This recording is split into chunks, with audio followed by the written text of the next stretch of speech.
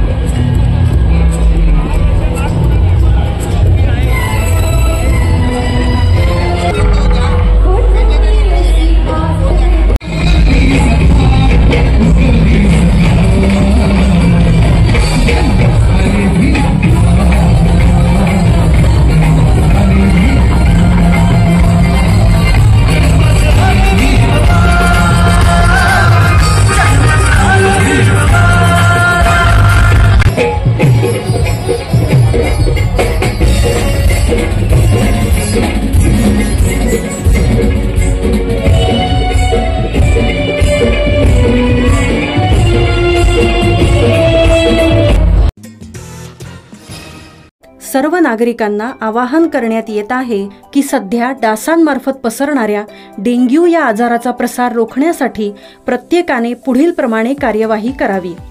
Dengue आजार Aedes aegypti हा डास चावल्याने होतो. या डासांची पैदास साचलेल्या किंवा साचवलेल्या स्वच्छ पाण्यामध्ये होते. 8 दिवसांपेक्षा जास्त दिवस पाणी उघडे व साचून राहिल्यास त्यात डास अंडी घालतात.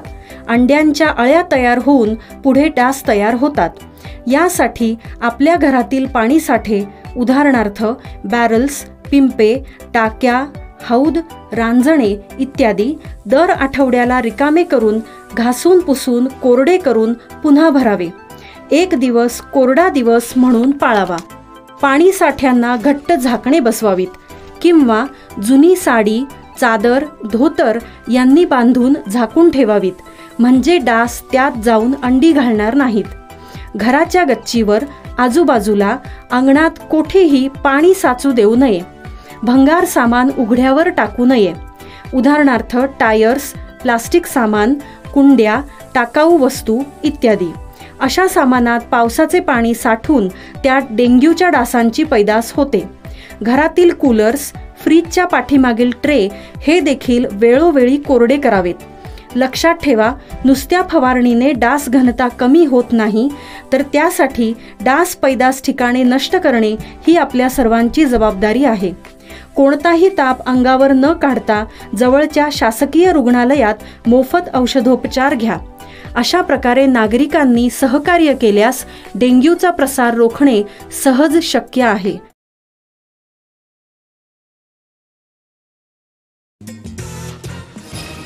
ठाणे महानगरपालिकेच्या माध्यमातून शहरातील विविध प्रभाग समिती अंतर्गत राबवण्यात येत असलेल्या सर्वकष स्वच्छता मोहिमेत नागरिकांचा सहभाग महत्त्वाचा असून नागरिकांचे सहकार्य प्राप्त करणं आवश्यक आहे. त्याचप्रमाणे स्वच्छता मोहीम ही अधिक व्यापक प्रमाणामध्ये राबवण्यासाठी प्रत्येक विभागातील स्वयंसेवी संस्था, नागरिक यांना या मोहिमेत सहभागी करून सदरची मोहीम सातत्याने सुरू ठेवावी अशा सूचना आयुक्त सौरभ राव यांनी दिली आहेत. ठाणे महानगरपालिका कार्यक्षेत्रात सर्वकष स्वच्छता अभियान हे प्रत्येक प्रभाग समिती क्षेत्रात सुरू असून आज वागळे प्रभाग समिती कार्यक्षेत्रात आयुक्त सौरभ राव यांच्या उपस्थितीत ही मोहीम राबवण्यात आली. या मोहिमेत अतिरिक्त आयुक्त संदीप माळवी, अतिरिक्त आयुक्त प्रशांत रोडे, उपायुक्त तुषार पवार, जी गोदेपुरे, शंकर पाटोळे, सहाय्यक आयुक्त लक्ष्मण गरुडकर यांच्यासह महानगरपालिकेच्या विविध विभागाचे अधिकारी, कर्मचारी तसेच सफाई कर्मचारी मोठ्या संख्येने सहभागी झाले होते. वागळे इस्टेट परिसरातील किसननगर येथून या सर्वकष स्वच्छता अभियानास सुरुवात झाली. या ठिकाणी असलेल्या सार्वजनिक शौचालयाची आयुक्त सौरभ राव यांनी पाहणी करून शौचालयाच्या आजूबाजूच्या परिसरात असलेला राडारोडा तसेच कचरा कुंडीतील कचरा हा नियमित उचलावा व शौचालयाचा परिसर स्वच्छ ठेवण्याचे निर्देश संबंधित स्वच्छता निरीक्षकांना दिले. तसेच शौचालयात नियमित पाणी असेल याचीही काळजी घेण्याच्या सूचना दिल्या. रोड नंबर 22 येथील किसननगर आदिवासी गार्डन संप व पंप हाऊस परिसराची देखील आयुक्तांनी पाहणी केली. तसेच गार्डनमधील नादुरुस्त असलेली लहान मुलांची खेळणी दुरुस्त करण्याचं सूचित केलं आहे. TJSB सौर शक्ती कर्ज, गो ग्रीन, करा वीज बिलावर बचत. आकर्षक व्याजदर, 84 महिने परतफेड कालावधी, 80% लोन, व्यावसायिक आणि उद्योजकांकरता सुद्धा. अधिक माहितीसाठी तुमच्या जवळच्या शाखेला भेट द्या किंवा संपर्क साधा. 1800-223-466 आणि 1800-266-3466.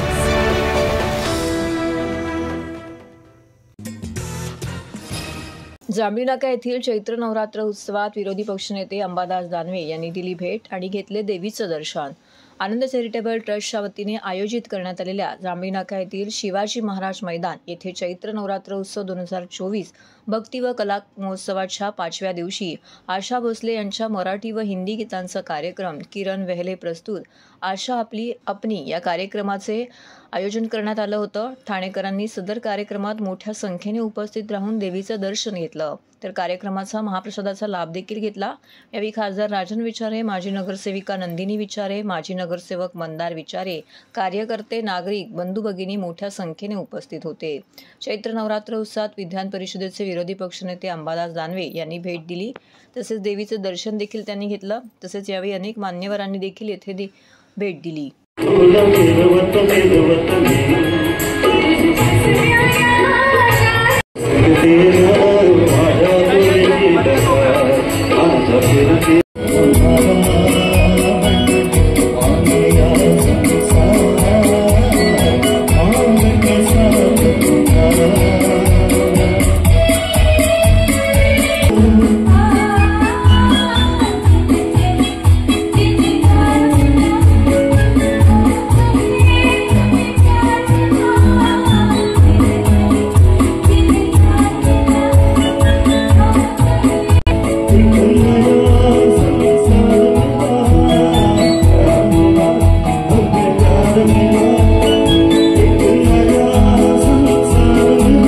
आज चैत्राचा जो नवरात्र महोत्सव आहे त्यानिमित्तानं देवीचं दर्शनासाठी मी आलेलो आहे आणि हा उत्सव ठाण्यामध्ये सातत्यानं राजन विचारेजी, शिवसेना नेते आणि खासदार यांच्या माध्यमातून होत असतो.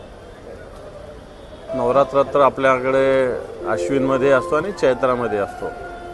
दोन्ही नवरात्राचं एक मला असं वाटतं आपल्या हिंदू सगळ्या सणामध्ये एक महत्त्व वेगळं आहे. मला वाटते देवी महिषासूर मर्दिनी आज महिषासूर बरेच या हिंदुस्थानात निर्माण झालेले, याचं मर्दन करण्याची शक्ती सगळ्यांना देव हीच प्रार्थना त्या देवीला करतोय. मला असं वाटतं महायुतीचं ठाण्यातच नव्हे तर महाराष्ट्रात अशी स्थिती आहे की अनेक ठिकाणी उमेदवार ठरत नाही आहे. आमचे उमेदवार ठरवून आमचा एक फेरी काय दुसऱ्या फेरीला आम्ही लागलेलो आहोत. आणि ठाण्यामध्ये सुद्धा प्रत्यक्षात या ठाण्याचे मुख्यमंत्री आहेत आणि त्यांना त्यांच्या मतदारसंघ खेचून घेण्यासाठी किंवा स्वतः लढण्यासाठी एक प्रयत्न करावे लागतात. मग ते ठाण्याचंही दुर्दैवच आहे. सर्वप्रथम आज चैत्र नवरात्रोत्सव सुरू आहे. आज 5वा दिवस आहे. सर्व नागरिकांना खूप खूप नवरात्रीची हार्दिक शुभेच्छा. आणि खासदार राजन विचारे साहेब दरवर्षी नवरात्री उत्सव खूप उत्साहाने साजरा करतात आणि दरवर्षी आम्ही सर्व सहकुटुंब ते दर्शन घेण्यासाठी हजर असतो. आणि खरोखर खासदार साहेब म्हणजे आम्हाला ते खासदार वाटत नाही, आमचे परिवारातले वाटतात. ते सर्वसामान्य नागरिकांना एकदम म्हणजे जवळ घेऊन खूप चांगल्या प्रकारे ते काम करतायत. आणि आता येणाऱ्या 20 तारखेला निवडणूक आहे. आई देवी मला एवढंच प्रार्थना करते की दुसरा टर्म त्यांचा झालेला आहे. आता हॅट्रिक करण्याची संधी त्यांना आलेला आहे आणि खूप बहुमताने ते हॅट्रिक करून त्यांना निवडून येऊ त्याची देवाला प्रार्थना करते.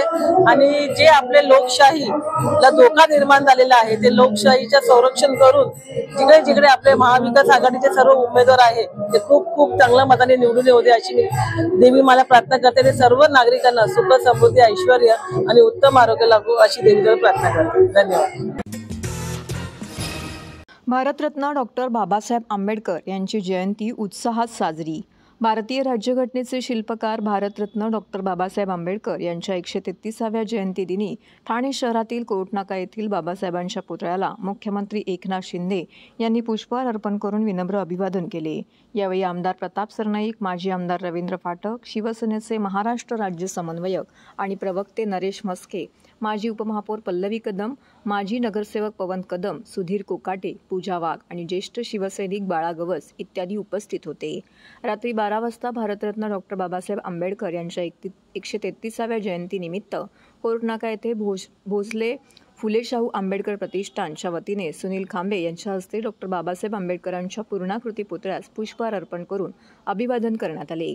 डॉक्टर बाबासाहेब आंबेडकरांना अभिवादन करण्यासाठी सदर प्रसंगी आंबेडकरी अनुयायी व ठाणेकर नागरिक मोठ्या संख्येने उपस्थित होते. यावेळी एकच जल्लोष साजरा करण्यात आला. ठाणे महानगरपालिकेच्या वतीने ही आंबेडकर जयंती ठाणे शहरात मोठ्या उत्साहात साजरी करण्यात आली.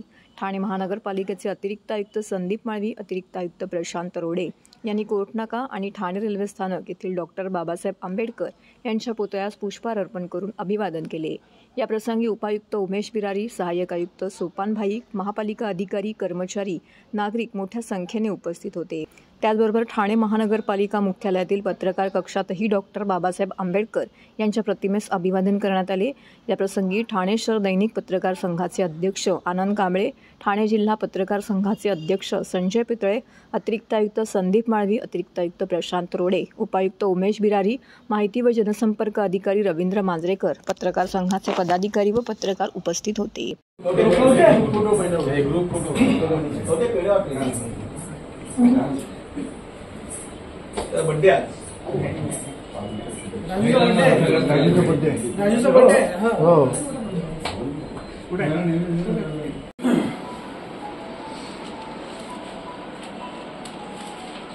छत्रपती शिवाजी महाराज, महात्मा फुले, शाहू महाराज यांच्या सर्व त्यांना अभिवादन करतो. डॉक्टर बाबासाहेब आंबेडकर यांच्या 33व्या जयंतीनिमित्त मी सर्वांना शुभेच्छा देतो. बाबासाहेबांनी जसं पत्रकारितेला आपल्याला पत्रकारितेचं योगदान आहे तसं महिलांच्या मुक्तीचं योगदान सुद्धा त्यांच्याकडे जातं. महिलांना 2 वर्षापासून आपण सर्व ठाणे महानगरपालिकेत बाबासाहेबांची जयंती साजरी करतोय आणि महापरिनिर्वाण दिनाला पण आपण अभिवादन करतो. पत्रकार कक्षाचं मूळ कारण असं की बऱ्याचदा आपल्याला माहिती नसेल की न्यूज हाऊस ही जी संकल्पना आहे ती याच्या आताच्या काळात जरी वाढीस लागलेली असली तरी बाबासाहेब एकमेव असे त्या काळातलं व्यक्तिमत्व होतं की त्यांनी न्यूज हाऊस टाकलं. आज 13 एप्रिल रात्री 12 वाजता आपण ठाणे जिल्ह्याच्या वतीनं आज डॉक्टर बाबासाहेब आंबेडकरांना 14 एप्रिल जयंतीच्या निमित्त अभिवादन करण्यासाठी हजारोच्या संख्येने एक असतो आणि बाबासाहेबांना अभिवादन करतो। आज ऑर्केस्ट्राचा कार्यक्रम, मिष्टान वाटप, फटाक्यांची आतिषबाजी, लाइटिंगची रोषणाई आणि संपूर्ण उद्या 13, 14, 15 3 दिवस हा कार्यक्रम संपूर्ण ठाणे जिल्ह्यामध्ये साजरा होत आहे। हे बाबासाहेब आंबेडकरांचा जलसा, कवी, साहित्यिक सगळ्यांना बोलून बाबासाहेबांच्या जीवनपट, बाबासाहेबांच्या जीवनावर गाणी आणि बाबासाहेब आंबेडकरांच्या जीवनावर साहित्य या कार्यक्रमातून मांडलं जाईल। हा कार्यक्रम आज 13 तारखेला सगळे आपण आलात, जनतेचे, आंबेडकरी अनुयायांचे आणि समूह भारतीयांचे मी आभार मानतो, स्वागत करतो। थँक्यू सगळ्यांना। आज 13 एप्रिल डॉक्टर बाबासाहेब आंबेडकरांच्या जयंतीनिमित्त सगळ्यांना लाख कोटी शुभेच्छा। आमच्या लेकी बाळी फार मोठ्या प्रमाणात आलं, ते IPS IAS कलेक्टर कमिशनर होतील अशा शुभेच्छा देतो। आणि बाबासाहेबांनी उच्च शिक्षित व्हा, बाबासाहेबांनी सांगितलेल्या शैक्षणिक मार्गावर आपण सगळे शैक्षणिक मार्गावर चालूया आणि तुम्हाला शुभेच्छा। तर हे होतं संघर्ष वृत्तवाहिनीचं आजचं बातमीपत्र। उद्या पुन्हा भेटू याच वेळी याच ठिकाणी ताज्या घडामोडींसह। तोपर्यंत नमस्कार।